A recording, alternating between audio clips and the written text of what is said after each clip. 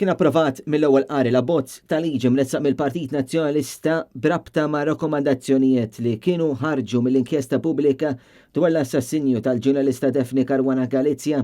L-abbozz tressaq mill-kap tal-Partit Nazzjonalista Bernard Grech li ppreżenta mozzjoni fil-Parlament biex dan l-abbozz importanti ikun diskuss fi stadju ta' tieni qari nhar il-ħamis li ġej.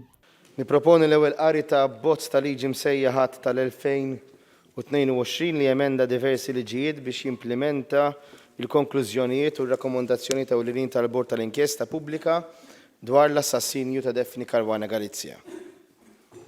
Mi sekonda? Is-sekonda l-Onorevole David Aġus, sampoġġa mistoqsija, il-mistoqsija l-abbozz ta' liġi msejjaħat tal-2022 li implementa l-konklużjonijiet u rakkomandazzjonijiet ewlenin tal-Bord tal-Inkjesta dwar l-assassinju ta' Daphne Caruana Galizia jkomu l-dawa dak favur, dak kontra. Mela, l-mozzjoni għadet nimkom. Fl-ħarjem, il-kap tal-Partit Nazzjonalista Bernard Grech wara qbile fil-Grupp Parlamentari Nazzjonalista ippreżenta dan l-abbozz ta' liġi li jimplementaw ir-rakkomandazzjonijiet tal-inkjesta pubblika dwar l-assassinju ta' Caruana Galizia.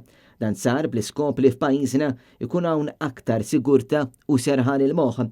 Fost l-abbozzi imresqa li jinsabu fih dan l-abbozz hemm qatt li jelenka dmirijiet tal-Gvern fl-interess tal-ġid komuni, qatt li jipprovdi għad-dmirijiet ta' Gvern interim, qatt biex jipprovdi għal ħolqien it-tarejat għal kull min bi vjolenza jew teddid, jew b'offerta jew weda ta' flus, jew ta' kull xorta ta' utli ieħor, jisforza jew wassal lil xi ħadd ieħor biex ma jiddikjara xi ħaġa jew jiddikjara xi ħaġa li mhux minnha u kif ukoll qatt biex jipprovdi għall-ogħla protezzjoni possibbli għad-dritt ta' ġurnaliżmu ħieles, indipendenti u imparzjali bħala wieħed mill-pilastri ewlenin tas-saltna tad-dritt.